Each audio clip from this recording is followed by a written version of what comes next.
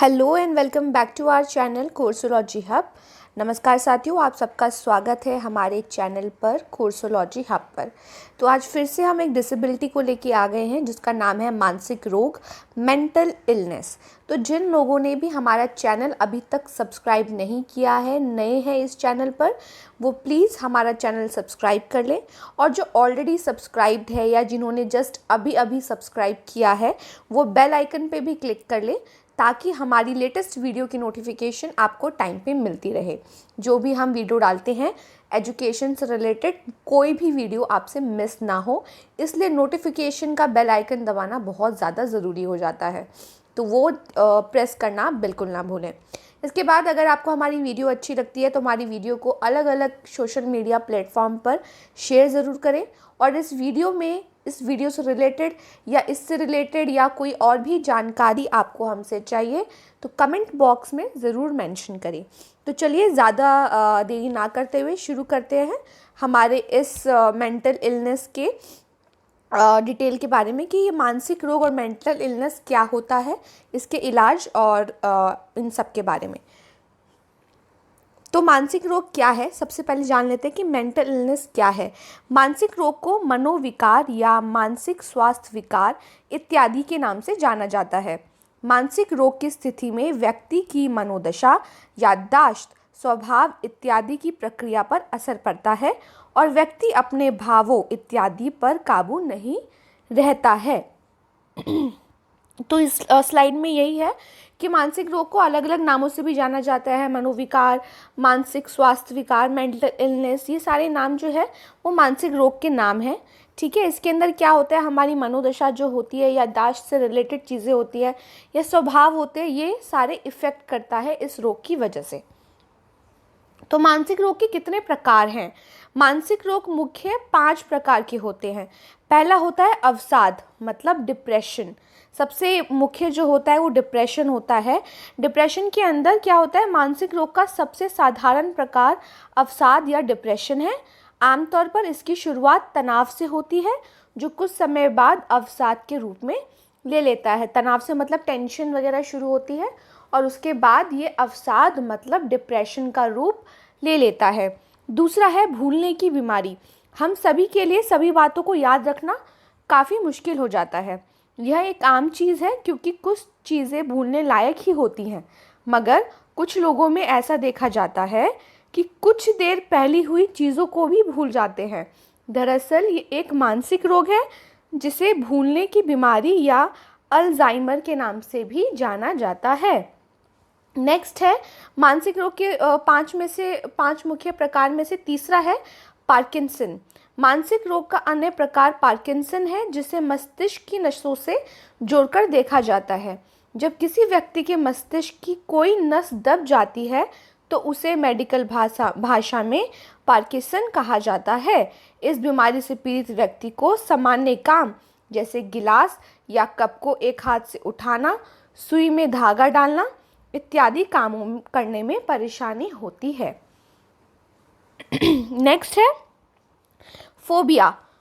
Phobia मानसिक रोग का एक अन्य प्रकार का फोबिया है जिसे ज़्यादातर लोग डर से जोड़कर देखते हैं, मगर उनका ऐसा सोचना बिल्कुल गलत है क्योंकि फोबिया और डर में काफ़ी अंतर है। जहां एक और डर एक सामान्य चीज़ होती है जो समय के साथ स्वयं ही ठीक हो जाती है, वहीं दूसरी ओर फोबिया को काफ़ी गंभीर समस्या के रूप में देखा जाता है जिसके लिए मेडिकल इलाज की ज़रूरत पड़ती है। आजकल हम बहुत ये कॉमन वर्ड सुनते हैं, मुझे इससे फ़ोबिया है, मुझे इससे फ़ोबिया है। इस वर्ड को हम बहुत इजीली यूज़ कर लेते हैं डर से कंपैरिजन करके, कि फ़ोबिया को हम बोल रहे हैं कि हमें उस चीज़ का डर है, उस चीज़ से हमें डर लगता है। लेकिन ये इतना ईजी नहीं होता। फ़ोबिया बहुत ही गंभीर बीमारी होती है, तो उसको डर से कंपेयर करना मुश्किल है।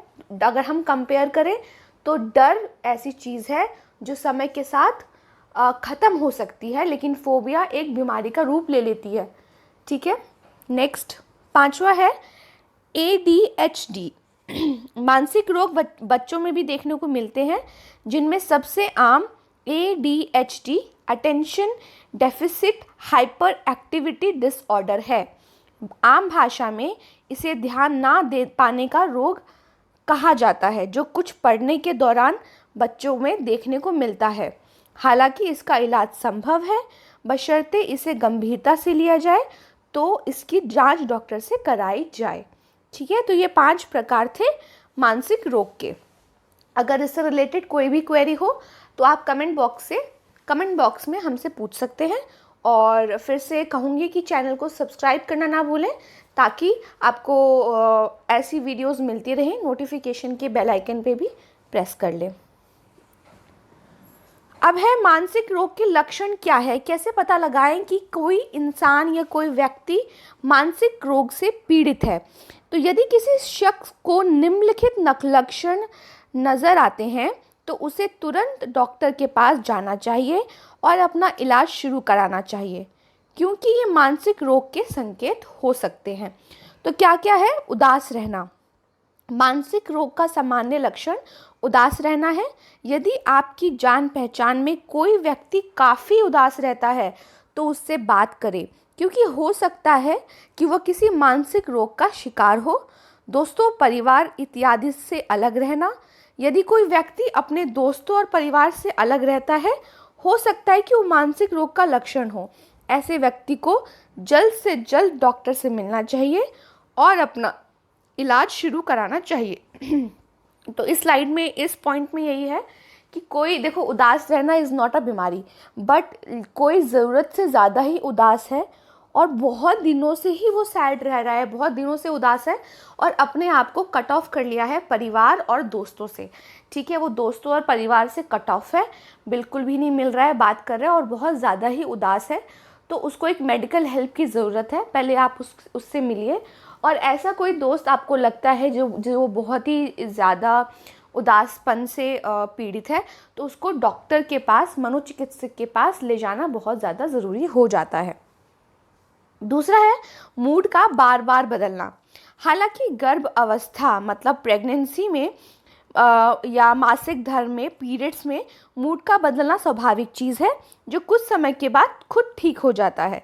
मगर जब ये समस्या काफ़ी बार होने लगती है तो ये मानसिक रोग हो सकता है, जिसकी जांच कराना आवश्यक बन जाता है। ठीक है, मतलब जो गर्भवती महिलाएं होती हैं या प्रेग्नेंट लेडीज़ होती हैं या फिर पीरियड्स में जब कोई गर्ल होती है, तो होता है हार्मोनल चेंजेस की वजह से मूड स्विंग्स और मूड चेंजेस होते हैं।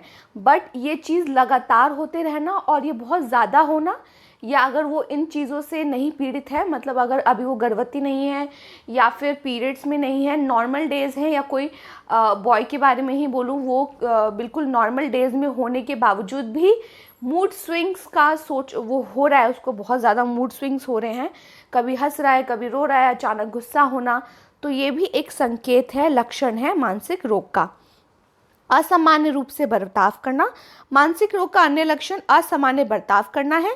कुछ लोग अचानक से गुस्सा या हंसने लगते हैं, जो ऐसा बर्ताव मानसिक रोग का संकेत होता है, जो बिल्कुल नज़रअंदाज नहीं करना चाहिए। सिमिलर टू मूड बदलने वाली बात को लेके ही है ये। ठीक है, फिर लास्ट है घबराहट या डर लगना। अक्सर ऐसा देखा जाता है कि कुछ लोगों के सामने अपनी बात रखने में काफ़ी घबराते हैं, डरते हैं। हालांकि ये समस्या समय के साथ ठीक हो जाती है, लेकिन समय के साथ इस घबराहट या डर में सुधार नहीं होता तो ये मानसिक रोग हो सकता है। कई बच्चों को आपने देखा होगा, बहुत ज़्यादा प्रोएक्टिव होते हैं, अपनी बात रखते हैं, बोलते हैं, लेकिन बहुत ही जो कुछ ऐसे बच्चे होते हैं जो अपनी बात बोलते नहीं हैं। उनसे कुछ पूछें भी, नॉर्मल क्वेश्चन भी पूछें तो वो नहीं बोलते, बिल्कुल अपना मन में ही रखते हैं। तो कई बार ये चीज़ जो है वो इम्प्रूव हो जाती है और बच्चे नॉर्मल तरीके से बात करते हैं और अपना पॉइंट ऑफ व्यू रखते हैं, लेकिन कई बार ये चीज़ नहीं हो पाता और ये मानसिक रोग का रूप ले लेता है। ठीक है, फिर है मानसिक रोग के कारण क्या है, क्यों हो जाता है किसी को ये मेंटल इलनेस क्यों होता है, ऐसे क्या कारक हैं जिसकी वजह से मानसिक रोग हो जाता है। हालांकि मानसिक रोग के कोई सटीक कारण नहीं होते, इसलिए ये कहना काफ़ी मुश्किल है कि मानसिक रोग किस वजह से होता है या हो सकता है, लेकिन इसके बावजूद मनोविकार पर किए गए काफ़ी सारे अध्ययनों से ये पुष्टि हुई है कि मानसिक रोग मुख्य इन 5 कारणों से होता है। 5 कारण है उसके। सबसे पहला है पारिवारिक माहौल का सही ना होना। ऐसा माना जाता है कि अगर किसी के घर में हर रोज़ लड़ाई झगड़े होते हैं तो इसका असर बच्चे पर बुरा असर पड़ता है, जिसकी वजह से वो मानसिक रोग का शिकार हो जाते हैं, जिसके लिए मनोवैज्ञानिक सहायता की ज़रूरत पड़ती है। तो इस पॉइंट में ये जान लिया हमने कि सब जहाँ पे परिवार में रोज़ रोज़ रेगुलर बेसिस पे झगड़े लड़ाइयाँ चल रहे हैं, वहाँ के जो बच्चे हैं जो अभी बढ़ रहे हैं, उन बच्चों पे दिमागी तौर पे बहुत बुरा असर पड़ता है। ये तो एक नॉर्मल सी चीज़ है जो हम सबको मालूम है, बट फिर भी ये हमने बता दिया आपको। और ज़रूरी नहीं है इस चीज़ से सिर्फ बच्चे ही परेशान हो, बड़े भी रोज़ रोज़ की लड़ाइयों और झगड़ों से उनको डिप्रेशन हो जाता है, टेंशन होता है, जिसकी वजह से ये मानसिक रोग हो जाता है। तो हमें रोज़ रोज़ घर में लड़ाई झगड़े और कलेश से दूर रहना चाहिए और बिग बॉस कम देखना चाहिए। नेक्स्ट पॉइंट है सिर पर चोट लगना। मानसिक रोग होने की संभावना उस स्थिति में भी काफ़ी अधिक रहती है जब किसी व्यक्ति के सिर पर चोट लग जाती है।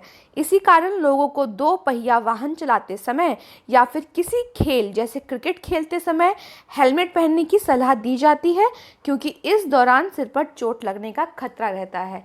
सिर हमारा बहुत ही नाजुक चीज़ होती है। अगर सिर के किसी एक कोई भी ऐसे पार्ट में हमें चोट लग जाए तो वहाँ से हमें मानसिक रोग होने का, कई बार तो जान भी चली जाती है लोगों की, लेकिन कई बार ऐसे होता है कोई नस ऐसी दब जाती है, जो भी हमने देखा पार्किंसन पढ़ा था हमने उस पॉइंट में कि कोई नस दब जाती है तो वो मानसिक रोग का शिकार हो जाता है। इसलिए हमें अपने हेड को हमेशा प्रोटेक्ट करके चलना चाहिए। अगर आप 2 व्हीलर चला रहे हैं या 2 व्हीलर पे सवारी कर रहे हैं, हेलमेट पहनना बहुत ज़रूरी है। कोई ऐसा खेल खेल रहे हैं जिसमें चोट लग जाती है, जैसे क्रिकेट हो गया, इस तरीके की जो खेल हैं, उन खेल में प्रिकॉशन को अच्छे से यूज़ करना चाहिए और अपने हेड को प्रोटेक्ट करना चाहिए ताकि सिर पर चोट ना लगे। बचपन में किसी दुर्घटना का होना। जब किसी बच्चे के साथ कोई दुर्घटना जैसे माँ बाप का देहांत होना, किसी प्रियजन की मृत्यु हो जाना, किसी कक्षा में फेल हो जाना इत्यादि हो जाती है तो इसका असर उसके दिमाग पर काफ़ी गहरा होता है और वह मानसिक रोग का शिकार बन जाता है। तो इस पॉइंट से हमने ये जान लिया कि बचपन में जब कोई बच्चा कोई दुर्घटना का शिकार हो जाता है, कुछ ऐसी चीज़ें देख लेता है या उसकी लाइफ में कुछ ऐसी चीज़ें घटित हो जाती हैं, क्योंकि अभी वो मैच्योर नहीं है, अनमैच्योर है, तो वो उन चीज़ों को बहुत ज़्यादा सीरियसली लेता है और जिस वजह से उसको मानसिक रोग होने का वजह बन जाती है, वो कारण बन जाती है। तो हमें ऐसे बच्चों पे भी ध्यान रखना चाहिए जिनकी लाइफ में ऐसी चीज़ घटित हो गई हो, कोई बच्चा फेल हो गया हो, तो हमें उनको और डिप्रेशन नहीं देना चाहिए। उनको ऐसा माहौल देना चाहिए जिसमें वो ये फील करे कि ये कोई बहुत बड़ी बात नहीं है। उनको हमें अच्छी तरीके से उनके साथ बिहेव करना चाहिए ताकि उनको ये मानसिक रोग ना हो। फिर है अपौष्टिक भोजन करना। हो सकता है कि कुछ लोग इस बात पर विश्वास ना हो कि मानसिक रोग अपौष्टिक भोजन से भी हो सकता है, मगर ऐसे मामले देखने को मिलते हैं जिनमें निरंतर अपौष्टिक भोजन करने वाला व्यक्ति मानसिक रोग का शिकार बन जाता है। देखिए, अपौष्टिक भोजन की बात अगर करें तो गर्भ अवस्था में भी क्यों माँ को ये सलाह दी जाती है कि वो पौष्टिक भोजन खाए, हर तरह का भोजन खाए और रंग बिरंगा भोजन खाए, पीले कलर का, ग्रीन कलर का, ये सारी तरीके की पौष्टिक भोजन खाने के लिए क्यों कहा जाता है उनको? इसीलिए क्योंकि उस बच्चे का डेवलपमेंट हो रहा है, उसके पास पौष्टिक आहार खाना पहुंचना चाहिए। और अगर कोई इस डाइट को फॉलो नहीं करता है स्ट्रिक्टली या फिर पौष्टिक खाना नहीं खा रहा है, अपने ऊपर ध्यान नहीं दे रही है वो गर्भवती माता, तो कई बार बच्चों का जन्म से ही मनोविकार, जो ये मानसिक विकार है, रोग है, ये होने का संभावना बढ़ जाती है। और पैदा होने के बाद भी हमें पौष्टिक भोजन खाना चाहिए ताकि हमारा माइंड तंदुरुस्त हो। कहते हैं ना, काजू बादाम खाने से याददाश्त बढ़ती है, राइट? तो इसीलिए पौष्टिक और ऐसे प्रोटीन भरे खाना खाना चाहिए। नहीं खाते हैं तो हमारे दिमाग पे उसका बुरा असर पड़ता है। चलिए, नेक्स्ट पॉइंट है नशीले पदार्थ का सेवन करना। यदि कोई व्यक्ति नशीले पदार्थों का सेवन अधिक मात्रा में करता है तो उसका असर केवल उसकी शारीरिक सेहत पर नहीं पड़ता बल्कि उसकी मानसिक स्वास्थ्य को भी खराब करता है। इसके परिणाम स्वरूप उसका दिमाग सही तरीके से काम नहीं कर पाता और जल्द ही मानसिक रोग का शिकार बन जाता है। नशीले पदार्थों का सेवन करना वैसे ही बहुत बुरी बात है, लेकिन अगर आप करते हैं दैट्स फाइन, बट अगर आप लिमिट से ज़्यादा करते हैं, रोज़ कर रहे हैं, आप रोज़ पी रहे हैं, ओकेजनली करना इट्स ओके, बट अगर आप रोज़ नशीले पदार्थ का सेवन कर रहे हैं तो वो बॉडी के अन्य पार्टों को भी, दूसरे पार्टों को भी तो इफ़ेक्ट करेगा ही करेगा, लेकिन वो माइंड को भी इफ़ेक्ट करेगा। तो इसीलिए हमें नशीले पदार्थों का सेवन बिल्कुल कम या ना के बराबर ही करना चाहिए। फिर है मानसिक रोग का इलाज। अब चलिए, हमने लक्षण जान लिए, कारण जान लिए कि क्या कारण है, बट इन कारणों के बावजूद भी, जानने के बावजूद भी कोई इंसान मानसिक रोग से ग्रस्त हो गया है तो अब हम उसका इलाज कैसे कराएं। तो सबसे पहला है योग करना, योगा करना। मानसिक रोगों के लिए योगा करना, विशेष पर ध्यान लगाना काफ़ी लाभदायक साबित होता है क्योंकि उसके दिमाग को शांत करता है और जिसे ऊर्जा पहुंचाता है जिससे वो मानसिक रोग से ठीक हो सकता है। सिंपल सी बात है, अगर आप डिप्रेशन से भी गुजर रहे हैं, अभी डिप्रेशन के ही स्टेज पे है, वहीं पे ही आप इसको आप यूज़ करें इस पॉइंट को, योग करने वाले पॉइंट को, तो हमें बहुत रिलैक्स फील होता है। और मतलब किसी बीमारी से ग्रसित हो तभी योग क्यों, पहले ही आप योग का वो करें, रोज़ योगा करना बहुत ज़रूरी होता है। तो आपको रोज़ योगा करना चाहिए ताकि दिमाग में आप मेडिटेशन करें और आपका दिमाग शांत रहे, ठीक है। फिर है मनोवैज्ञानिक के पास जाना। योगा करने के अलावा मनोवैज्ञानिक के पास जाना मानसिक रोग का इलाज करने का बेहतर विकल्प साबित हो सकता है। मनोवैज्ञानिक मानसिक रोगी की मस्तिष्क की स्थिति की जांच करता है और उसके अनुसार मानसिक रोग का इलाज करता है। देखिए, ये बीमारी ऐसी बीमारी नहीं है कि आप पागल हो गए हैं, ऐसा कुछ हो गया, ऐसा कुछ नहीं है। इस बीमारी, ये एक नॉर्मल बीमारी की तरह है। आपकी उंगली में भी चोट लग जाती है तो आप डॉक्टर के पास भागते हैं ना, इसमें कोई शर्म की बात तो है नहीं। तो वही सेम चीज़ आप इस पॉइंट को भी लेके चलिए कि अगर आपको लग रहा है कि आपके दिमाग मानसिक तौर पे आप थोड़े से कमज़ोर हो रहे हैं तो डॉक्टर के पास जाइए और डॉक्टर आपके सिचुएशन को देख के उस हिसाब से दवाई प्रिस्क्राइब करेंगे या चीज़ें प्रिस्क्राइब करेंगे जिससे आप ठीक हो सकते हैं। अगर आप नहीं जाएंगे तो सिचुएशन और वर्स्ट होती जाएगी। इसीलिए आपको इस बारे में अपने दोस्तों से बात करनी चाहिए, इसमें कोई शर्म की बात नहीं है और डॉक्टर के पास जाना बहुत ज़रूरी है, ठीक है। फिर है दवाई लेना। मानसिक रोग का इलाज दवाइयों के द्वारा भी संभव है। ये दवाइयाँ मानसिक रोग को रोकने और मानसिक रोगी को ठीक करने में सहायक होती हैं। तो जो पहला पॉइंट है उस पॉइंट के बाद आप थर्ड पॉइंट फॉलो करेंगे। ऐसे कहीं से भी गूगल से सर्च करके कोई भी दवाई उठा के नहीं खा लेंगे कि भाई मुझे तो डिप्रेशन हो रहा है तो डिप्रेशन में कौन सी दवाई होती है, चलो गूगल बाबा से पूछते हैं। ऐसी चीज़ें आपको बिल्कुल नहीं करनी है। कोई भी दवाई का सेवन बिना डॉक्टर के प्रिस्क्रिप्शन के आपको नहीं लेना है। तो सबसे पहले आप घर पे योगा करिए, उससे भी आपको अगर नहीं ठीक फील हो रहा है तो मनोवैज्ञानिक या डॉक्टर के पास जाइए। डॉक्टर जो दवाई आपको प्रिस्क्राइब करेंगे, लिखेंगे, वही दवाइयों का सेवन करिए जिससे आप ठीक हो सकते हैं। फिर है फिजियोथेरेपी लेना। जैसा कि ऊपर स्पष्ट किया गया है कि मानसिक रोग कई तरह के होते हैं, इसी कारण उनका इलाज भी अलग अलग तरह का होता है। अक्सर मनोवैज्ञानिक मानसिक रोग को फिजियोथेरेपी लेने की भी सलाह देते हैं क्योंकि उनके मानसिक रोग में दवाइयाँ या योगा इत्यादि कारगर साबित नहीं होता। तो वही ऊपर के 2 पॉइंट अगर फेल हो जाए, योगा भी काम ना करे, मनोवैज्ञानिक के पास गए, उसने दवाई दी, वो भी काम नहीं कर रहा, तो डॉक्टर फिर आपको फिजियोथेरेपी के लिए भेजते हैं जिससे आप ठीक हो सकते हैं। फिर है नशा मुक्ति केंद्र में भर्ती होना। मानसिक रोग का मुख्य कारण नशीले पदार्थ की लत भी है। ऐसी स्थिति में मानसिक रोग का इलाज नशा मुक्ति केंद्र में भर्ती करके भी किया जा सकता है, ठीक है। जैसे मैंने बोला, पहले तो नशा करिए मत, नशा करेंगे उसके आदी हो जाएंगे और नशा के आदी हो चुके हैं, मानसिक रोग हो गया है आपको उस नशे की वजह से, तो आपको नशा मुक्ति केंद्र में जाना बहुत ज़रूरी है ताकि पहले जिस वजह से आपको वो मानसिक रोग हो रहा है वो हटे, उसके बाद आपका इलाज संभव हो पाए। फिर है मानसिक रोग की जटिलताएं कॉम्प्लिकेशंस क्या हैं इस रोग के, मेंटल इलनेस के क्या कॉम्प्लिकेशंस होते हैं। तो ऐसा माना जाता है कि यदि किसी बीमारी का इलाज समय रहते ना किया जाए तो यह गंभीर रूप ले सकती है। यह मानसिक रोग पर भी लागू होती है, क्योंकि आपने ऐसे मानसिक रोगी देखे होंगे जिनकी ज़िंदगी सही इलाज ना मिलने की वजह से बर्बाद हो जाती है। अतः यदि मानसिक रोग का इलाज ना किया जाए तो इससे पीड़ित व्यक्ति को इन 5 जटिलताओं, ये 5 जो कॉम्प्लिकेशंस हैं, इनका सामना करना पड़ सकता है। तो नॉर्मल सी बात है, अगर आपको कहीं चोट लगी है या आपको बुखार है, जब तक आप डॉक्टर के पास नहीं जाएंगे, दवाइयाँ नहीं खाएंगे, उसका इलाज टाइम पे नहीं करेंगे, वो वर्स्ट से वर्स्ट होती जाएगी। तो इसीलिए इस रोग का भी जैसे ही आपको पता चले कि आप मानसिक रोग से पीड़ित हैं, अगर आप इसका इलाज नहीं कराएंगे तो ये वर्स्ट से वर्स्ट होती जाएगी। और सिचुएशन कई बार ये भी हो जाता है कि कई लोग सुसाइड भी कर लेते हैं।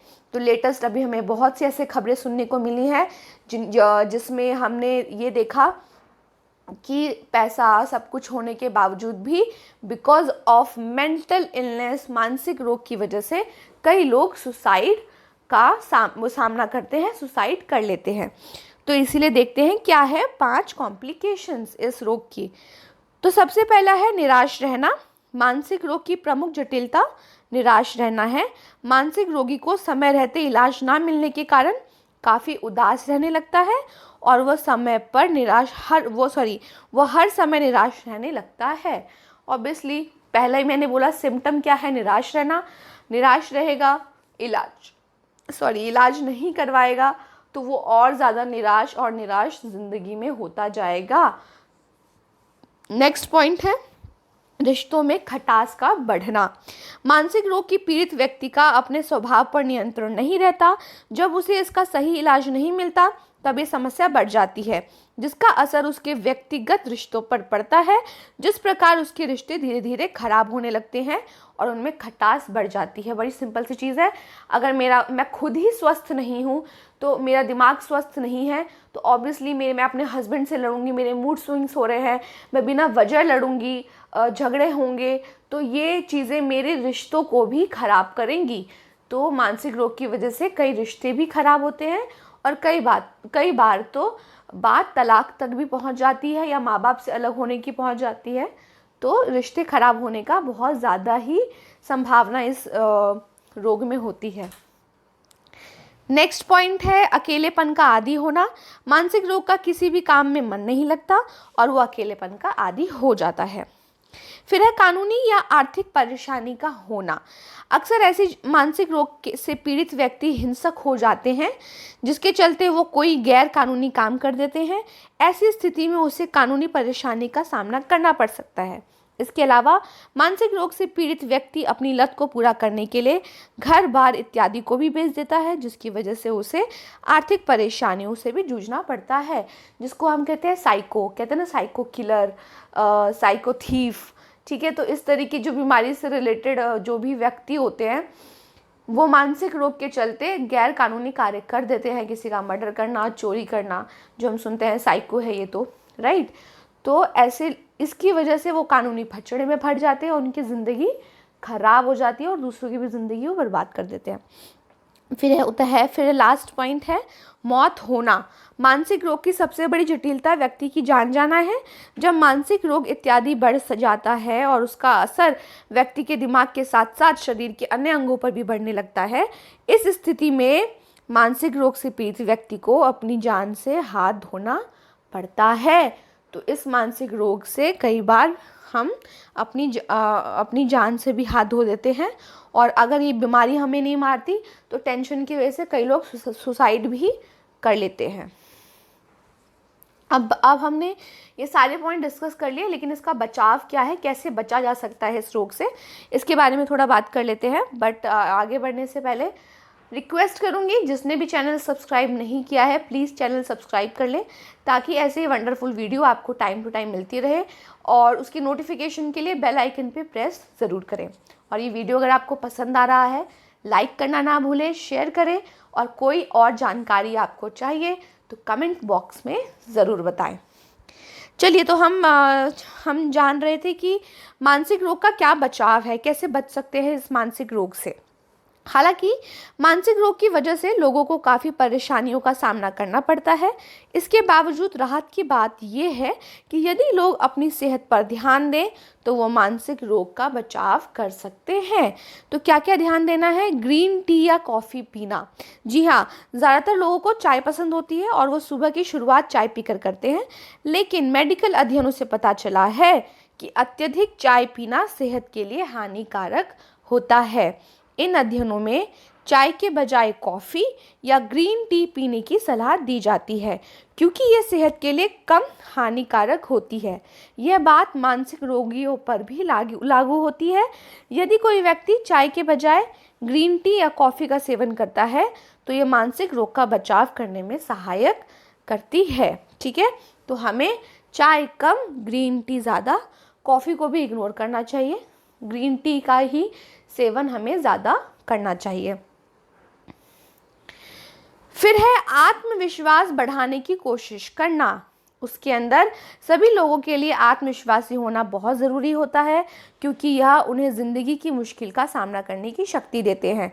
इसके अलावा जहाँ तक बात मानसिक रोग की है, तो जो व्यक्ति आत्मविश्वासी होता है उसमें मानसिक रोग होने की संभावना कम रहती है। मतलब जो भी ऐसा इंसान है जिसके ऊपर सेल्फ कॉन्फिडेंस है, जिसको अपने ऊपर कॉन्फिडेंट इनफ है, आत्मविश्वास खुद पे है, उसको ये रोग होने का संभावना बहुत कम होती है। तो हमें हमेशा अपने ऊपर कम से कम विश्वास रखना चाहिए कि इस प्रॉब्लम से, इस सिचुएशन से हम जल्द से जल्द ही निबर जाएंगे। फिर है भरपूर नींद लेना। बहुत ही इम्पॉर्टेंट पॉइंट है। हालांकि हम सभी इस बात को जानते हैं कि हर व्यक्ति के लिए भरपूर नींद मतलब 6 से 8 घंटे की नींद लेना बहुत ही ज़्यादा ज़रूरी है। किसी भी व्यक्ति के लिए कम नींद लेना हानिकारक साबित हो सकता है और इससे वो बीमार हो सकता है। इसी कारण यदि कोई व्यक्ति मानसिक रोग से बचाव करना चाहता है तो उसे भरपूर नींद लेनी चाहिए। मतलब सोना बहुत ज़रूरी है, दिन में नहीं, रात में। रात की नींद लेना चाहिए, वो भी 6 से 8 घंटे। ऐसा नहीं है कि आप बॉयफ्रेंड गर्लफ्रेंड से 2-2 3-3 बजे रात में बात कर रहे हैं और सुबह 4-4 बजे उठ रहे हैं। ऐसी चीज़ें नहीं करनी चाहिए। तो टाइम पे सोइए और टाइम पे उठिए और सेहत का ख्याल रखिए। चलिए, नेक्स्ट है दोस्तों के साथ समय बिताना। हम सभी की ज़िंदगी में काफ़ी खास जगह रखता है दोस्ती। ये हमारा सुख के साथ दुख में भी साथ देते हैं। इसी कारण ज़्यादातर मनोवैज्ञानिक मानसिक रोग से पीड़ित लोगों को दोस्तों के साथ ज़्यादा से ज़्यादा समय बिताने की सलाह देते हैं, ताकि वो मानसिक रोग से उभर सके। अगर आपको लग रहा है कि आप टेंशन में हैं, डिप्रेशन में हैं, घर में टेंशन चल रही है, या ऐसे कोई पॉइंट जो मैंने आपको पहले बताए हैं मानसिक रोग के लक्षण और इन चीज़ों में, अगर ऐसा कुछ है तो सबसे पहले अपने आपको अपने दोस्तों के पास जाना चाहिए, उनसे बात करनी चाहिए, जितनी ज़्यादा बात हो करनी चाहिए और चीज़ें शेयर करनी चाहिए। लेकिन फिर बोलूँगी, इतनी बात ना करिए कि आप अपनी रातों की नींद उड़ा लें। नींद को सेक्रीफाइस ना करें। फिर है लाफ्टर थेरेपी करना। हाल ही में लाफ्टर थेरेपी काफ़ी लोकप्रिय हो रही है, क्योंकि हंसने को काफ़ी सेहतमंद माना जाता है, जिससे कि व्यक्ति में सकारात्मक ऊर्जा मतलब पॉजिटिव एनर्जी जाती है। तो विशेषज्ञ लोगों को लाफ्टर थेरेपी करने की सलाह देते हैं। अतः मानसिक रोग के बचाव में लाफ्टर थेरेपी लाभदायक उपाय साबित हो सकती है। ठीक है, तो ये था हमारा आज का वीडियो मानसिक रोग के ऊपर, मेंटल इलनेस के ऊपर। अगर आपको हमारी ये वीडियो पसंद आई हो तो हमारे चैनल को सब्सक्राइब करना बिल्कुल ना भूलें। अगर आपको इस वीडियो से रिलेटेड या कोई और जानकारी आपको चाहिए, कमेंट बॉक्स में ज़रूर बताएं। हम जल्द से जल्द रिप्लाई करने की कोशिश करेंगे। साथ ही अगर आपने हमारे चैनल को सब्सक्राइब कर लिया है, ऑलरेडी सब्सक्राइब्ड हो, तो बेल आइकन पे भी प्रेस करो, ताकि जो हमारी वीडियो आ रही है उसका नोटिफिकेशन आपको टाइम पे मिले। और अगर ये हमारा एफ़र्ट आपको अच्छा लग रहा हो तो प्लीज़ इतना सा कंट्रीब्यूशन ज़रूर दीजिए, क्योंकि ये फ्री ऑफ कॉस्ट हम पूरा चैनल चला रहे हैं। सारी वीडियो, सारे सब्जेक्ट जिस पे भी हम बना रहे हैं वीडियो, ये फ्री ऑफ कॉस्ट चल रहा है। तो आपसे सिर्फ इतना कंट्रीब्यूशन हम एक्सपेक्ट करते हैं कि आप हमारे इस वीडियो को दूसरे प्लेटफॉर्म सोशल मीडिया पे शेयर ज़रूर करेंगे, ताकि इसका फ़ायदा सिर्फ आपको नहीं, आपके बैचमेट, क्लासमेट और आपके दोस्तों को मिले। तो चलिए, thank you so much watching our video. मिलते हैं नेक्स्ट डिजीज़ के साथ। तब तक के लिए thank you so much. Take care, bye. जय हिंद, जय भारत।